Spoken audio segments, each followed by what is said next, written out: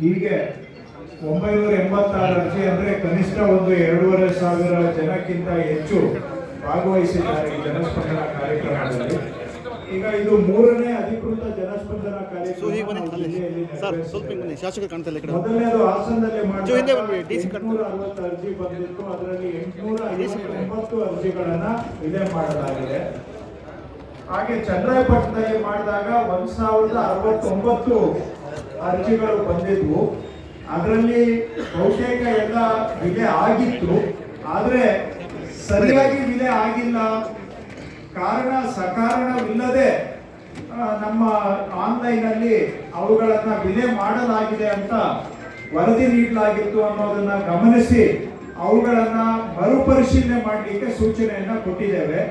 ಸಮರ್ಪಕವಾಗಿ ವಿಲೆ ಆಗದೇ ಇದ್ದಂತಹ ಅರ್ಜಿಗಳನ್ನ ಮರುಪರಿಶೀಲನೆ ಮಾಡಿ ಮತ್ತೊಮ್ಮೆ ಆ ಅರ್ಜಿಗಳ ವಿಲೆ ಪ್ರಕ್ರಿಯೆಯನ್ನ ಕೈಗೆತ್ತಿಕೊಳ್ಳೋದಕ್ಕೆ ಸೂಚನೆ ಕೊಟ್ಟಿದ್ದೇವೆ.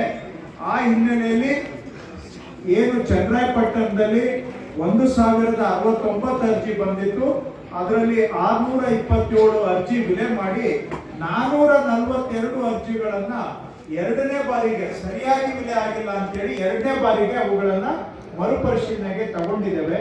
ಇವತ್ತು ನಾವು 986 ಅರ್ಜಿಗಳು ಬಂದಿದ್ದಾವೆ. ಬಹುತೇಕ ಅರ್ಜಿಗಳು 94C ಸಂಬಂಧಪಟ್ಟದ್ದು ಇದ್ದಾವೆ. ಈ ತಾಲೂಕಿನಲ್ಲಿ ಸುಮಾರು 1000 ಅಷ್ಟು ಹೆಚ್ಚು 1200 94C ಅರ್ಹ ಅರ್ಜಿಗಳು ಇದ್ದಾವೆ ಅಂತ ಜಿಲ್ಲಾ ಮಟ್ಟದಲ್ಲಿ ಪ್ರಗತಿ ಪರಿಶೀಲನೆ ಮಾಡಿದಾಗ 1200ರಿಂದ 1500ವರೆಗೂ ಆಗಬಹುದು ಅಂತ ನಾವು ಅಂದಾಜು ಮಾಡಿದ್ದೇವೆ. ಅದರಲ್ಲಿ ಇತ್ತೀಚೆಗೆ ಒಂದು 500 ಅರ್ಜಿಗಳನ್ನ ಕ್ಲಿಯರ್ ಮಾಡಿದ್ದೇವೆ. ಇನ್ನೂ ಒಂದು ನಮ್ಮ ಪ್ರಕಾರ ಇನ್ನೂ 500ರಿಂದ 1000 ಅರ್ಜಿ ಬಾಕಿ ಇದ್ದಾವೆ. ಅವುಗಳನ್ನ ಆದಷ್ಟು ಗರಿಷ್ಠ ಇನ್ನು ಒಂದು 2 ತಿಂಗಳ ಒಳಗಡೆ ಬಾಕಿ ಇರುವ ಎಲ್ಲ 94C ಅರ್ಜಿಗಳನ್ನ ವಿಲೆ ಮಾಡುವಂತದನ್ನ ಮಾಡ್ತೇವೆ. ಇನ್ನು ಫಾರ್ಮ್ 53 ಮತ್ತು 57 ಬಾಕಿ ಇರುವಂತವು ಸುಮಾರು ಅರ್ಜಿಗಳು ಇವತ್ತು ಬಂದಿದ್ದಾವೆ. ಫಾರ್ಮ್ 53 ಅಲ್ಲಿ ಇರ್ತಕ್ಕಂಥವುಗಳು ಕೆಲವೆಲ್ಲ ಎಲಿಜಿಬಲ್ ಇದಾವೆ. ಅವುಗಳನ್ನ ಆದಷ್ಟು ಶೀಘ್ರವಾಗಿ ನಾನು ಜಿಲ್ಲಾಧಿಕಾರಿಗಳು ಎಲ್ಲರೂ ಕೂಡ ಸೂಪರ್ವಿಷನ್ ಮಾಡಿ ಯಾವುದು ಬಾಕಿ ಇದೆ ಅದನ್ನ ಆಲೂರಲ್ಲೇ ಇರ್ಬೋದು, ಸಕಲೇಶ್ಪುರದಲ್ಲೇ ಇರ್ಬೋದು, ಅವುಗಳನ್ನ ವಿಲೆ ಮಾಡಿಸೋದಕ್ಕೆ ನಾನು ಇನ್ಮೇಲೆ ನಾನು ಸ್ವಲ್ಪ 94C ಮತ್ತು 53, 57 ಇವುಗಳನ್ನ ನಾನು ಕೂಡ ಟ್ರ್ಯಾಕರ್ಗೆ ತಗೊಂಡು ಅವುಗಳನ್ನ ನಾನು ಕಣ್ಣಲ್ಲಿ ಕಣ್ಣಿಟ್ಟು ಸೂಕ್ಷ್ಮವಾಗಿ ಗಮನಿಸ್ತೇನೆ. ಪ್ರೋಗ್ರೆಸ್ ಮಾಡಿ ಬಾಕಿ ಇರುವ ಅರ್ಜಿಗಳನ್ನ ವಿಲೆ ಮಾಡ್ತಕ್ಕಂಥದ್ದು. ಕೆಲವು 53 ಅಲ್ಲಿ ಎಲಿಜಿಬಲ್ ಇದಾವೆ, ಆದ್ರೆ 57 ಅಲ್ಲಿರುವಂತವು ಬಹುತೇಕ ಎಲಿಜಿಬಲ್ ಇಲ್ಲ ಅನ್ನುವಂತಹದ್ದು ನನ್ನ ಮಾಹಿತಿ. ಯಾಕೆಂದ್ರೆ 57 ಕಾನೂನು ಮಾಡಿದಾಗ್ಲೇನೆ ಕೆಲವು ಜಮೀನಿಗೆ ಮಾತ್ರ ಅದರಲ್ಲಿ ಅವಕಾಶ ಕೊಟ್ಟಿದ್ದಾರೆ, ಎಲ್ಲಾ ಜಮೀನಿಗೆ ಅದರಲ್ಲಿ ಅವಕಾಶ ಕೊಟ್ಟಿಲ್ಲ. 57 ಅಲ್ಲಿ 53ಗೆ ಬೇರೆ ಕಾನೂನು ಇತ್ತು, 57ಗೆ ಬೇರೆ ಕಾನೂನು ಇದೆ. 53 ಅಲ್ಲಿ ಕೆಲವು ಎಲಿಜಿಬಲ್ ಇದಾವೆ, 57 ಅಲ್ಲಿ ಅವು ಎಲಿಜಿಬಲ್ ಇಲ್ಲ. ಸೊ ಹಾಗಾಗಿ ಕಾನೂನು ಏನಿದೆ ಕಾನೂನಿನ ಅಡಿಯಲ್ಲೇ ನಾವು ಮಾಡಬೇಕಾಗುತ್ತೆ. ಬಾಕಿ ಇರುವಂತವುಗಳನ್ನ ವಿಲೆ ಮಾಡುವಂತ ಕೆಲಸವನ್ನ ಖಂಡಿತವಾಗಿ ಮಾಡ್ತೇವೆ. ಇನ್ನ 3ನೇ ವಿಷಯ ಅಂತಂದ್ರೆ ಸ್ವಲ್ಪ ಪಾಣಿ ತಿದ್ದುಪಡಿಗಳು ಕೆಲವೆಲ್ಲ ಬಾಕಿ ಇದಾವೆ. ಅವುಗಳನ್ನು ಕೂಡ ನಾನು ಹೇಳಿದ್ದೇನೆ, ತಹಶೀಲ್ದಾರಿಗೆ ತಿದ್ದುಪಡಿ ಆಗುವಂತದನ್ನ ಸ್ವಲ್ಪ ಆದಷ್ಟು ಶೀಘ್ರವಾಗಿ ಮಾಡಿಸ್ಬೇಕು ಅಂತೇಳಿ ಅಂತ. 4ನೇದು ಕೆಲವು ಮರ ಮಾಲ್ಕಿ ಸಂಬಂಧಪಟ್ಟ ಹಾಗೆ HRPದು ಮರ ಮಾಲ್ಕಿ ವಿಷಯಗಳು ಇದಾವೆ. ಹಾಗೆ ಫಾರ್ಮ್ 53, 57 ಕೂಡ ಕೆಲವು ಮರ ಮಾಲ್ಕಿ ವಿಷಯಗಳು ಬಾಕಿ ಇದ್ದಾವೆ. ಅವುಗಳನ್ನು ಕೂಡ ಆದಷ್ಟು ಶೀಘ್ರ ವಿಲೆ ಮಾಡುವಂತಹದ್ದು.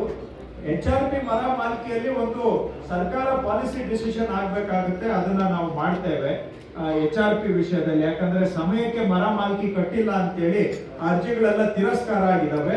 ಅದರ ವಿರುದ್ಧ ಅವರು ಕೋರ್ಟ್ಗೆ ಅಪೀಲ್ ಹೋದಾಗ ಇದನ್ನ ಅವ್ರಿಗೊಂದು ಅವಕಾಶ ಕೊಡಿ ಅಂತ ಕೋರ್ಟ್ನವರು ಆದೇಶ ಮಾಡಿದ್ದಾರೆ. ಕೋರ್ಟ್ನ ಆದೇಶದ ಹಿನ್ನೆಲೆಯಲ್ಲಿ ಅವ್ರಿಗೊಂದು ಅವಕಾಶ ಕೊಡುವುದಕ್ಕೆ ಸಾಧ್ಯನಾ ಅನ್ನೋ ತೀರ್ಮಾನವನ್ನ ನಾವು ಮಾಡ್ತೇವೆ. ಜಿಲ್ಲಾಧಿಕಾರಿಗಳಿಗೆ ನಾನು ಆಗ್ಲೇ ಹೇಳಿದ್ದೇನೆ, ಇದಕ್ಕೊಂದು ಪ್ರಸ್ತಾವನೆಯನ್ನ ಕಳಿಸ್ಕೊಡಿ. ಇದಕ್ಕೆ ಯಾರು ಸಮಯದಲ್ಲಿ ಮರ ಮಾಲ್ಕಿ ಕಟ್ಟಕ್ಕಾಗಿಲ್ಲ ಅವ್ರಿಗೆ ಮತ್ತೊಂದು ಅವಕಾಶ ಕೊಟ್ಟು ಆ ಸಮಸ್ಯೆ ಪರಿಹಾರ ಮಾಡೋದ್ರ ಬಗ್ಗೆ ಸರ್ಕಾರ ಸಹಾನುಭೂತಿಯಿಂದ ಪರಿಗಣಿಸ್ತೇವೆ. ಅದಕ್ಕೊಂದು ಪ್ರಸ್ತಾವನೆಯನ್ನ ಕಳಿಸಿ ಅಂತ ನಾನು ಹೇಳಿದ್ದೇನೆ. ಇದು ಅದಕ್ಕೆ HRP ಜನರಲ್ ಇದನ್ನ ಹೊರತುಪಡಿಸಿ HRPದು ತುಂಬಾ ಇಶ್ಯೂಸ್ ಬಂದಿದ್ದಾವೆ. HRP ಅಲ್ಲಿ ನಿಜವಾಗಿ ಪಾಪ ಜೆನ್ಯುವಿನ್ ಇರೋರು ತುಂಬಾ ತೊಂದರೆಗೆ ಸಿಕ್ಕಾಕೊಂಡವರು ಇದ್ದಾರೆ. ಪಾಪ ಏನಾಗಿದೆ ಅಲ್ಲಿ ಜೆನ್ಯುವಿನ್ ಇರೋರು ಸಿಕ್ಕಾಕೊಂಡಿದ್ದಾರೆ. ಯಾಕೆ ಅವ್ರಿಗೆ ತೊಂದರೆ ಆಗ್ತಾ ಇದೆ ಅಂದ್ರೆ ಅವರು ಬೇರೆ ಯಾರ್ಯಾರು ಅನರ್ಹರಿದ್ದಾರೆ ಅವರೆಲ್ಲ ಮಂಜೂರಾತಿ ಮಾಡಿಸ್ಕೊಂಡಿದ್ದಾರೆ. ಅಂಡ್ ಒಂದಲ್ಲ ಎರಡಲ್ಲ ಸಾವಿರಾರು ಅನರ್ಹ ಪ್ರಕರಣಗಳಲ್ಲಿ ಮಂಜೂರಾತಿ ಆಗಿದೆ. ಹಿಂದೆ ಒಬ್ರು IAS ಅಧಿಕಾರಿ ತನಿಖೆ ಮಾಡಿದಾಗ ಕೆಲವು ಒಂದು 4,000 ರೆಕಾರ್ಡ್ ನೋಡಿದಾಗ 1,200 ಅನರ್ಹ ಮಂಜೂರಾತಿ ಆಗಿದೆ ಅಂತ ಅವರೊಂದು ವರದಿ ಕೊಟ್ಟಿದ್ದಾರೆ. ಇದಾದ್ಮೇಲೆ ನಾವೀಗ ಹಿರಿಯ ಅಧಿಕಾರಿ ಅಮ್ಲಾನ್ ವಿಶ್ವಾಸ್ ಅಂತ ಅವರು ಇದನ್ನೆಲ್ಲ ತನಿಖೆ ಮಾಡ್ತಾ ಇದ್ದಾರೆ. ನಾನು ಅದಕ್ಕೆ ಒಬ್ಬರನ್ನ ಫುಲ್ ಟೈಮ್ ಯಾರನ್ನಾದ್ರೂ ನೇಮಕ ಮಾಡಬೇಕು ಅನ್ನೋ ವಿಷಯನೂ ನಾನು DC ಅವರಿಗೆ ಹೇಳಿದ್ದೇನೆ. ಅದಕ್ಕೊಂದು ಪ್ರಸ್ತಾವನೆ ಕಳಿಸ್ಲಿಕ್ಕೆ ಹೇಳಿದ್ದೇನೆ. ಯಾಕಂದ್ರೆ ಇದು ಯಾರೋ ಹಿರಿಯ ಅಧಿಕಾರಿಗಳು ಕೆಲಸದ ಒತ್ತಡದಲ್ಲಿ ಮಾಡಕ್ ಹೋದ್ರೆ ಆಗೋದಿಲ್ಲ.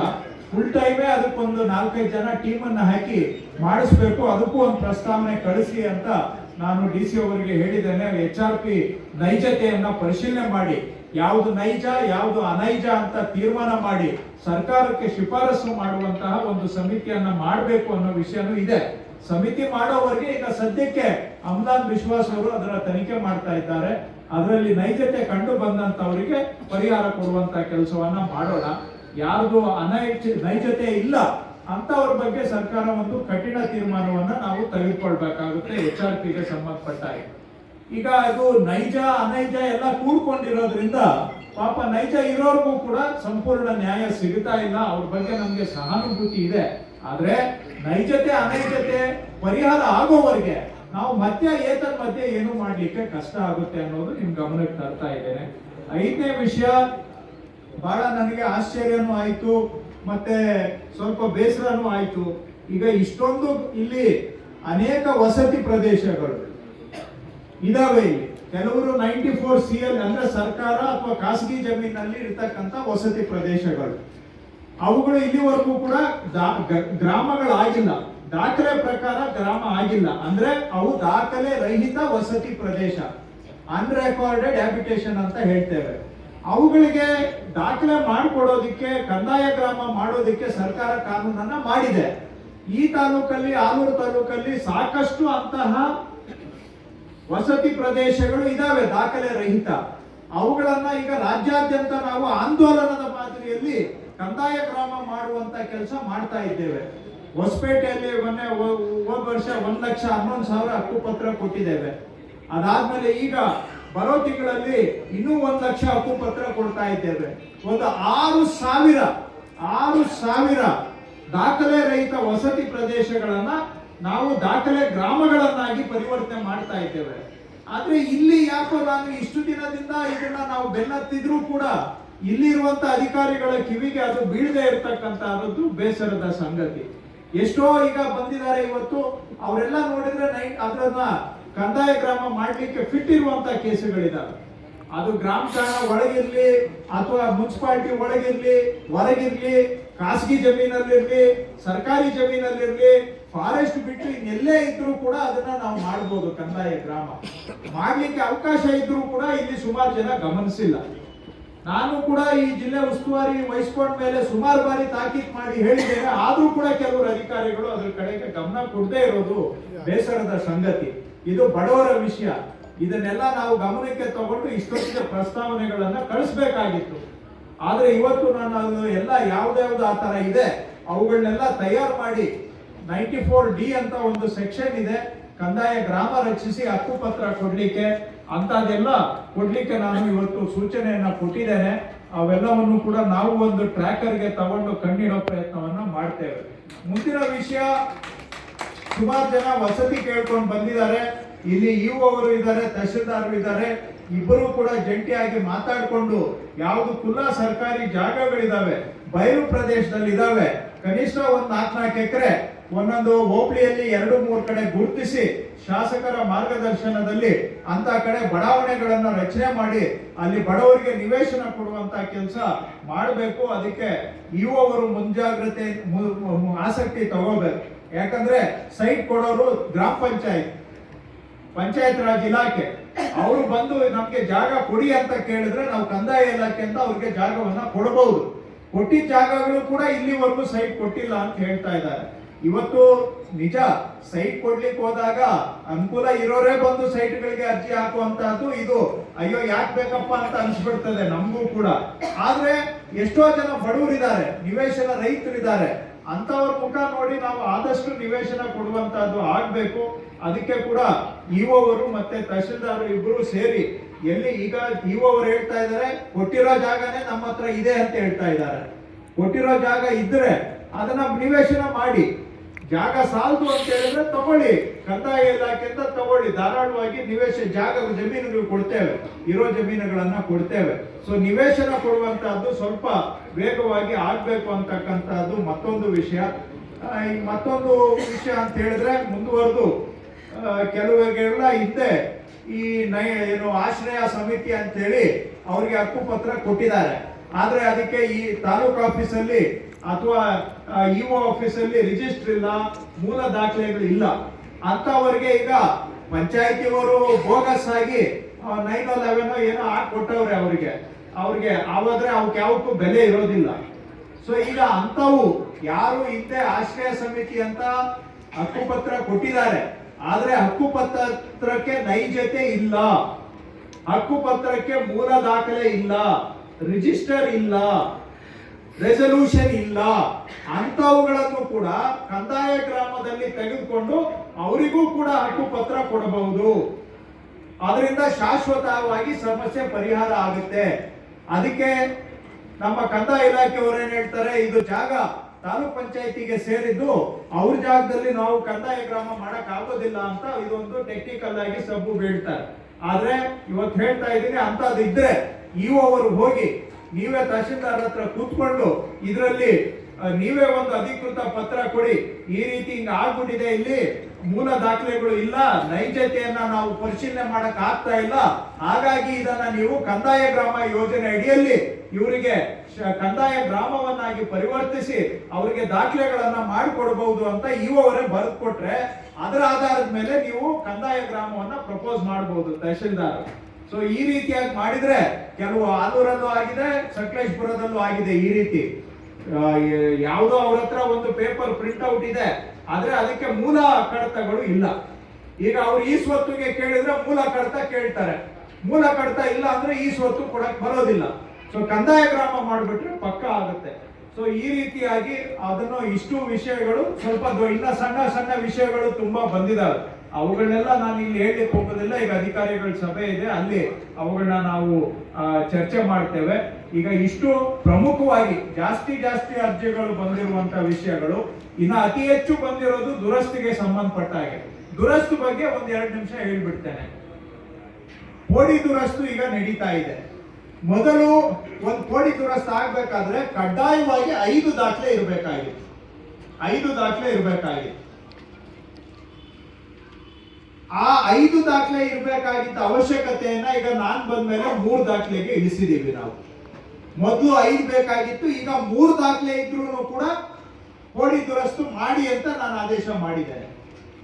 5 ದಾಖಲೆ ಅಂತ ಹೋದ್ರೆ 90% ಯಾರ್ದು ಆಗ್ತಾ ಇರ್ಲಿಲ್ಲ, 90% ಆಗ್ತಾ ಇರ್ಲಿಲ್ಲ. ಈಗ 5ನ್ನ ಬದಿಗಿಟ್ಟು 3 ದಾಖಲೆ ಇದ್ರೆ ಮಾಡಿ ಅಂತ ಹೇಳಿದ್ಮೇಲೆ 50% ಆಗ್ತಾ ಇದೆ. ಈಗ 50% ಎಲಿಜಿಬಲ್ ಆಗಿದ್ದಾರೆ. ಮೊದಲು ಬರೀ 10% ಎಲಿಜಿಬಲ್ ಇದ್ರು, ಈಗ 50% ಎಲಿಜಿಬಲ್ ಆಗಿದ್ದಾರೆ. ಅವ್ರದ್ದೆಲ್ಲವೂ ಕೂಡ ಈಗ ಪೋಡಿ ದುರಸ್ತು ನಡೀತಾ ಇದೆ, ಆಟೋಮ್ಯಾಟಿಕ್ ಆಗಿ ಆಗ್ತಾ ಇದೆ. 3 ದಾಖಲೆ ಇರೋರ್ದು ನಡೀತಾ ಇದೆ. ಈಗ ಕೆಲವ್ರ ಹತ್ರ 3 ದಾಖಲೆ ಇಲ್ಲ, ಅಂತವರು ಹತ್ರ 40 to 50% ಇದ್ದಾರೆ. ಅವ್ರದ್ದು ಏನು ಅನ್ನೋದು ಪ್ರಶ್ನೆ. ನಾನು ಅಧಿಕಾರಿಗಳಿಗೆ ಹೇಳಿದ್ದೇನೆ, ಈ 3ರಲ್ಲಿ ಯಾರ ಹತ್ರ 2 ದಾಖಲೆ ಇದೆ ಅಂತವುಗಳನ್ನ ಮಿಸ್ಸಿಂಗ್ ರೆಕಾರ್ಡ್ಸ್ ಕಮಿಟಿಗೆ ತೆಗೆದುಕೊಂಡು ಒರಿಜಿನಲ್ OMO MRO ಇದ್ರೆ RTC ಇದ್ರೆ ಅದನ್ನ ತಗೊಂಡು ಮಾಡಿ ಸ್ವಲ್ಪ ಧೈರ್ಯವಾಗಿ ಅಂತ ನಾನು ಸೂಚನೆಯನ್ನ ಕೊಟ್ಟಿದ್ದೇನೆ.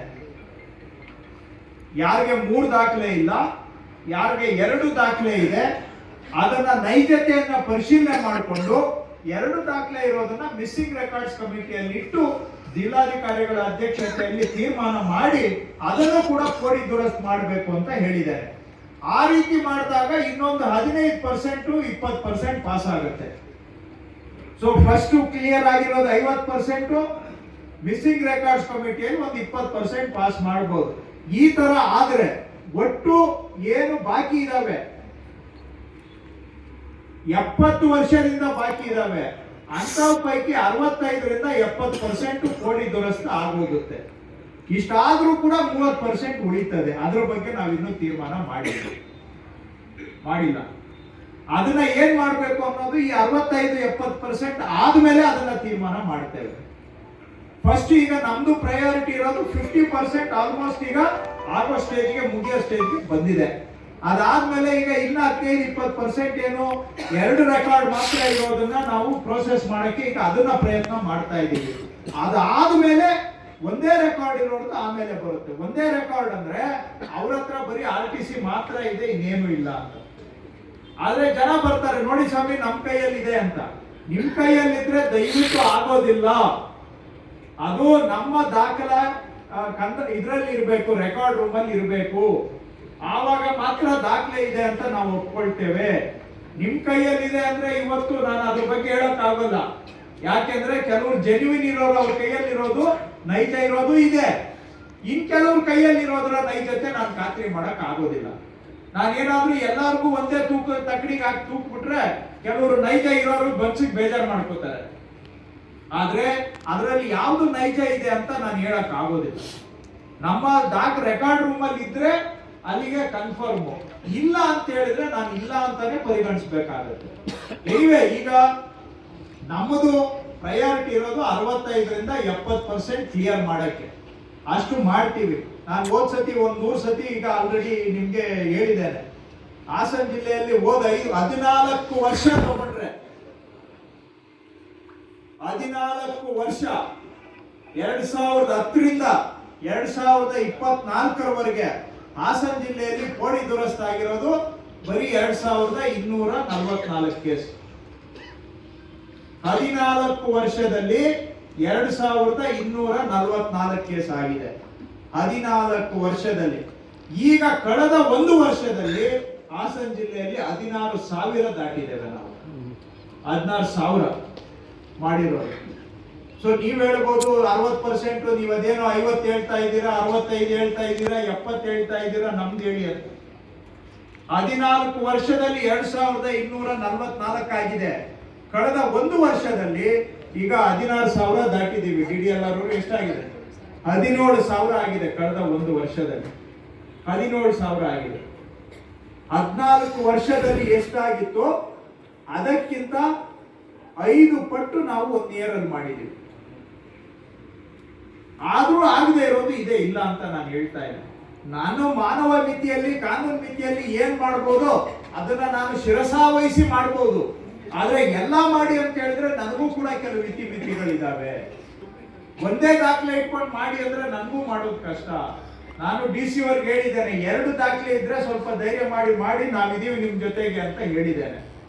ಅಷ್ಟು ಮಟ್ಟಿಗೆ ನಾವು ಮಾಡಿಸ್ಬೋದು. ಇದು ಕೋಡಿ ದುರಸ್ತು ಬಗ್ಗೆ. ಅದಕ್ಕೆ ಇವತ್ತು ಬಂದಿದ್ದೆಲ್ಲ ಅರ್ಜಿ ಜಾಸ್ತಿ ಅದೇ ಇತ್ತು. ನಾನು ಅವ್ರಿಗೆ ಜಾಸ್ತಿ ಉತ್ತರ ಕೊಡ್ಲಿಲ್ಲ. ಯಾಕೆಂದ್ರೆ 50% ಅಲ್ಲಿ ಬರುತ್ತಾ ಅವ್ರದ್ದು, ಅಥವಾ 20% ಅಲ್ಲಿ ಬರುತ್ತಾ, ಅಥವಾ 30% ಅಲ್ಲಿ ಬರುತ್ತಾ? ಅವ್ರ ಹತ್ರ ದಾಖಲೆ ಇರ್ಬೋದು, ನಮ್ಮ ಹತ್ರ ಇಲ್ಲದೆ ಇರ್ಬೋದು. ಈ ತರ ಬರುತ್ತಾ? ಇವೆಲ್ಲ ಗೊತ್ತಿಲ್ಲದೆ ನಾನು ಏನು ಉತ್ತರ ಹೇಳೋದು ಒಬ್ಬೊಬ್ರಿಗೂ ಕಷ್ಟ. ಒಬ್ಬೊಬ್ರದ್ದು ಒಂದೊಂದು ಸ್ವರೂಪ ಇರ್ತದೆ. ಸೊ ಆ ಕಾರಣದಿಂದ ನಾನು ಅವರಿಗೆ ನೋಡ್ತೀವಿ, ಮಾಡ್ತೀವಿ ಅಂತ ನಾನು ಹೇಳಿದ್ದೇನೆ. ಯಾವುದು ಮಾಡಕ್ ಆಗುತ್ತೆ ನನ್ನ ಪ್ರಕಾರ ಇನ್ನೊಂದು 3-4 ತಿಂಗಳಲ್ಲಿ ಒಂದು 25,000 ಆಗೋಗುತ್ತೆ. ನನ್ನ ಪ್ರಕಾರ ನಮ್ಮ ಟಾರ್ಗೆಟ್ ಇರೋದು 25,000 ಕೋಡಿ ದುರಸ್ತು ಆಗ್ಬೇಕು ಅಂತ. ಎಲ್ಲಿ DDLR ಅವರು ಎಷ್ಟು ರೀಚ್ ಆಗ್ಬೋದು? 24-25 ದಾಟ್ತೀವ ಇಲ್ವಾ? 25,000 ಅಂತೂ ಮಾಡ್ತೀವಿ. ಹಿಂದೆ 14 ವರ್ಷದಲ್ಲಿ 2,200. ಈಗ 1.5 ವರ್ಷದಲ್ಲಿ 25,000 ನಾವು ಟಾರ್ಗೆಟ್ ಇಟ್ಕೊಂಡಿದ್ದೀವಿ. 1.5 ವರ್ಷ ನಾವು ಸ್ಟಾರ್ಟ್ ಮಾಡಿ ಹೋದ ಜನವರಿಯಿಂದ ಇನ್ನು 1.5 ವರ್ಷದಲ್ಲಿ 25,000 ದಾಟಿಸ್ತೀವಿ. ಅದಾದ್ಮೇಲೆ ಇವೆಲ್ಲ ಉಳಿದಿದ್ದು ದಾಖಲೆಗಳು ಕಮ್ಮಿ ಇರೋದು ಆಮೇಲೆ ನೋಡ್ತೀವಿ. ಅಲ್ಲಿವರೆಗೂ ನಾವು 3 ದಾಖಲೆ ಇರೋದು, 2 ದಾಖಲೆ ಇರೋದು, ಇದ್ರ ಕಡೆಗೆ ನಮ್ಮ ಪ್ರಯಾರಿಟಿಯನ್ನ ಇದೆ. ಸೊ ಅಷ್ಟೊತ್ತಿಗೆ 25,000 ಕ್ಲಿಯರ್ ಆದ್ರೆ ಒಂದೊಂದು ಮಂಜೂರಿದಾರರಿಗೆ ಇವತ್ತು 5-5 ಜನ 10 ಜನ ವಾರಸುದಾರರಿದ್ದಾರೆ. ಸಿಂಗಲ್ ವಾರಸುದಾರ ಒಂದ್ ಫ್ಯಾಮಿಲಿ ಇರೋದು 2-3 ಏನು ಒಂದೇ ಕುಟುಂಬ ಇರೋದಿಲ್ಲ. ಸುಮಾರು ಮಂಜೂರಿಗೆ 3 ಕುಟುಂಬ 6 ಕುಟುಂಬ ಇದಾವೆ. ಒಂದು ಕುಟುಂಬ ಅಂದ್ರೆ 4 ಜನ ಅಂತ ಇಟ್ಕೊಂಡ್ರು ಕೂಡ ಎಷ್ಟು ಜನಕ್ಕೆ ಅನುಕೂಲ ಆಗುತ್ತೆ ಅಂತ ತಾವು ವಿಚಾರ ಮಾಡಿ. ಅಷ್ಟನ್ನ ಈಗ ಮಾಡ್ತಾ ಇದ್ದೇವೆ. ಇದು ಕೋಡಿ ದುರಸ್ತಿ ಬಗ್ಗೆ, ಯಾಕಂದ್ರೆ ಹೆಚ್ಚಿಗೆ ಅರ್ಜಿಗಳು ಬಂದಿದ್ದು ಅದೇನೆ. ಅದ್ರ ಬಗ್ಗೆ ಸ್ವಲ್ಪ ಎಲ್ಲರಿಗೂ ಅರ್ಥ ಆಗ್ಲಿ, ನಮ್ಮ ಪ್ರೊಸೀಜರ್ ಏನು, ನಾವ್ ಏನು ಮೆಥಡ್ ಫಾಲೋ ಮಾಡ್ತಾ ಇದೀವಿ ಅನ್ನೋದು ಎಲ್ಲರಿಗೂ ಗೊತ್ತಾಗ್ಲಿ ಅನ್ನೋ ಕಾರಣಕ್ಕೆ ವಿಷಯವನ್ನ ಹೇಳ್ತಾ ಇದ್ದೇವೆ. ಸೊ ಅದರ ಪ್ರಕಾರ ಅದನ್ನು ಕೂಡ ನಾವು ಫಾಲೋ ಅಪ್ ಮಾಡಿ ಎಷ್ಟೆಲ್ಲ ಮಾಡ್ಲಿಕ್ಕೆ ಸಾಧ್ಯ ಅದನ್ನ ಮಾಡ್ತೇವೆ. ಇವತ್ತು ಬಂದಿರುವ 986 ಅರ್ಜಿನೂ ಕೂಡ ಆನ್ಲೈನ್ ಅಲ್ಲಿ ಪ್ರತಿಯೊಂದು ಇದು IPGRS ಅಂತ ಒಂದು ಸಿಸ್ಟಮ್ ಇದೆ. ಪ್ರೈಮ್ ಮಿನಿಸ್ಟರ್ಗೆ ನೀವೇನಾದ್ರೂ ದೂರ ಅರ್ಜಿ ಕೊಟ್ಟರು ಅದು ಇದೇ ಸಿಸ್ಟಮ್ ಅಲ್ಲಿ ಎಂಟರ್ ಆಗುತ್ತೆ. ಸೇಮ್ ಸಿಸ್ಟಮ್ IPGRS ಅಂತ ಹೇಳಿ ಗ್ರೀವೆನ್ಸ್ ರಿಡ್ರೆಸಲ್ ಸಿಸ್ಟಮ್ ಅಂತ, ಗ್ರೀವೆನ್ಸ್ ರಿಡ್ರೆಸಲ್ ಸಿಸ್ಟಮ್ ಅಂತ ಇದೆ. ಪಬ್ಲಿಕ್ ಗ್ರೀವೆನ್ಸ್ ರಿಡ್ರೆಸಲ್ ಸಿಸ್ಟಮ್ ಅಂತ, Indian public grievance redressal system integrated. Prime ಮಿನಿಸ್ಟರ್ಗೆ ಅರ್ಜಿ ಕೊಟ್ಟರು ಈ ಸಿಸ್ಟಮ್ಗೆ ಬರ್ತದೆ, CMಗೆ ಅರ್ಜಿ ಕೊಟ್ಟರು ಇದಕ್ಕೆ ಬರ್ತದೆ. ಅಲ್ಟಿಮೇಟ್ಲಿ ಅಲ್ಲಿ CMGRS ಅಂತ ಮಾಡಿದೀವಿ, ಹೆಸರು ಮಾತ್ರ CMGRS ಇದೆ, ಬಟ್ ಬ್ಯಾಕ್ ಎಂಡ್ ಅಲ್ಲಿ ಇಲ್ಲಿಗೆ ಬರ್ತದೆ ಅದು ಕೂಡ. ಸೊ ಸೇಮ್ ಸಿಸ್ಟಮ್ ನಾವು ಕೂಡ ಫಾಲೋ ಮಾಡ್ತಾ ಇದ್ದೀವಿ. ಕೆಲವ್ರಿಗೆ ನಾವು ಕೊಡೋ ಸಮಾಧಾನ ಆಗದೆ ಇರಬಹುದು, ಆದ್ರೆ ಆದಷ್ಟು ಸಿನ್ಸಿಯರ್ ಆಗಿ ವಿಲೆ ಮಾಡಬೇಕು ಅಂತ ನಾನು ಅಧಿಕಾರಿಗಳಿಗೆ ಹೇಳಿದ್ದೇನೆ. ಕೆಲವ್ರಿಗೆ ಕಾನೂನಾತ್ಮಕವಾಗಿದ್ದು ಕೂಡ ಒಂದೋ ಎರಡೋ ಸ್ವಲ್ಪ ಬೇಜವಾಬ್ದಾರಿ ಉತ್ತರಗಳು ಬಂದಿರಬಹುದು. ನಾವೆಲ್ಲ ಮನುಷ್ಯರೇ, ಪರ್ಫೆಕ್ಟ್ ಯಾರು ಇಲ್ಲ, ಒಂದೋ ಎರಡೋ ತಪ್ಪು ಆಗ್ಬಹುದು. ಆದ್ರೆ ಕೆಲವ್ರಿಗೇನೋ ಅದು ಕೇಳದ್ದು ನಾವು ಮಾಡಕ್ ಆಗಲ್ಲ, ಅಂತದ್ದು ಕೊಟ್ಟಾಗ ಅವ್ರಿಗೆ ಸಮಾಧಾನ ಆಗೋದಿಲ್ಲ. ಇಲ್ಲಿ ಬಂದವರೆಲ್ಲ ನೀವು ನೋಡಿದಿರಿ, ಎಲ್ಲ ಪರ್ಸನಲ್ ಗ್ರಡ್ಜಸ್ ಸುಮಾರು ಇದಾವೆ. ಅದರಲ್ಲಿ ಕೆಲವು ಅಕ್ಕಪಕ್ಕ ಮನೆಯವ್ರ ಗ್ರಡ್ಜಸ್ ಆದ್ರೆ ಇನ್ ಕೆಲವು ಸ್ವಂತ ಫ್ಯಾಮಿಲಿ ಒಳಗಡೆ ಗ್ರಡ್ಜಸ್. ಇಂಥವೆಲ್ಲ ನಾವು ತಗೊಂಡು ಬಂದು ಸದ್ಯ ನಾವು ಜನಗಳ ಕೆಲಸ ಮಾಡೋದೇ ಕಷ್ಟ ಆಗಿದೆ, ಇನ್ನ ವ್ಯಾಜ್ಯಗಳನ್ನ ದೇಶಗಳನ್ನ ಬಗೆಹರಿಸಕ್ಕೆ ನಮ್ ಕೈಲಾಗುತ್ತಾ ಯೋಚನೆ ಮಾಡಿ. ಅಂತವು ಕೆಲವೆಲ್ಲ ಇರ್ತವೆ. ಆದ್ರೂ ಕೂಡ ನಾನು ಅಧಿಕಾರಿಗಳಿಗೆ ಹೇಳಿದ್ದೇನೆ, ಕಾನೂನಾತ್ಮಕವಾಗಿ ಏನಿದ್ರೆ ಅದನ್ನ ಬಿಗಿಯಾಗಿ ಮಾಡಬೇಕು ಅಂತ. ಇದನ್ನ ನಾವು ಸ್ವಲ್ಪ ಸೀರಿಯಸ್ ಆಗಿ ಫಾಲೋ ಅಪ್ ಮಾಡ್ತೇವೆ. ಜಿಲ್ಲಾಡಳಿತನೂ ಕೂಡ ಸಾಕಷ್ಟು ಕೆಲಸ ಮಾಡ್ತಾ ಇದ್ದಾರೆ, ಇಲ್ಲ ಅಂತಲ್ಲ. ಆದ್ರೂ ಏನಂದ್ರೆ ಇಲ್ಲಿ ಸಮಸ್ಯೆಗಳು ಜಾಸ್ತಿ ಇದಾವೆ. ನಾವು ಸಾಲ್ವ್ ಮಾಡಿದಷ್ಟು ಇನ್ನ ಸಮಸ್ಯೆಗಳು ಹುಟ್ಟುತ್ತಾನೆ ಇದಾವೆ. ಹಾಗಾಗಿ ಆ ತರ ಇರೋದ್ರಿಂದ ಅಧಿಕಾರಿಗಳು ಇನ್ನೊಂದು ಸ್ವಲ್ಪ ಹೆಚ್ಚಿನ ಕೆಲಸ ಮಾಡಬೇಕು ಅಂತ ನಾನು ಅಧಿಕಾರಿಗಳಲ್ಲೂ ಕೂಡ ತಾಕೀತು ಮಾಡ್ತೇನೆ. ಮತ್ತು ಈಗ ಏನು ದೂರುಗಳು ಬಂದಿದ್ದಾವೆ ಇವುಗಳನ್ನ ಆದಷ್ಟು ಸಿನ್ಸಿಯರ್ ಆಗಿ ಡಿಸ್ಪೋಸಲ್ ಮಾಡಬೇಕು ಅಂತಾನು ಕೂಡ ಅಧಿಕಾರಿಗಳಿಗೆ ನಾನು ಈ ಮೂಲಕ ಸೂಚನೆಯನ್ನ ಕೊಡ್ತಾ, ತಾವೆಲ್ಲ ನಂಬಿಕೆ ಇಟ್ಟು ಹೆಚ್ಚಿನ ಸಂಖ್ಯೆಯಲ್ಲಿ ಶಾಸಕರು ಬೆಳಿಗ್ಗೆ ಹೇಳ್ದಂಗೆ ನಂಬಿಕೆ ಇಟ್ಟು ತಾವೆಲ್ಲರೂ ಕೂಡ ಬಂದಿದ್ದೀರಾ. ನಿಮ್ ನಂಬಿಕೆ ಉಳಿಸ್ಕೊಳ್ಳೋದೇ ನಮ್ಗೆ ದೊಡ್ಡ ಒಂದು ಸವಾಲು, ಮತ್ತು ಅದೇ ನಮ್ಮ ದೊಡ್ಡ ಆಸ್ತಿನೂ ಕೂಡ. ಜನಗಳ ನಂಬಿಕೆ ಅಷ್ಟೋ ಇಷ್ಟೋ ಉಳಿಸ್ಕೊಂಡ್ರೆ ಅದಕ್ಕೆ ಸಮಾನ ಬೆಲೆ ಕಟ್ಟಲಿಕ್ಕೆ ಇನ್ಯಾವುದೂ ಕೂಡ ಇಲ್ಲ. ಆ ಉಳಿಸ್ಕೊಳ್ಳುವಂತ ಪ್ರಯತ್ನವನ್ನ ನಾವು ಕೂಡ ಪ್ರಾಮಾಣಿಕವಾಗಿ ಮಾಡ್ತೇವೆ ಅಂತ ಹೇಳಿ ತಮ್ಗೆಲ್ಲರಿಗೂ ನನ್ನ ಧನ್ಯವಾದಗಳು. ನಮಸ್ಕಾರ.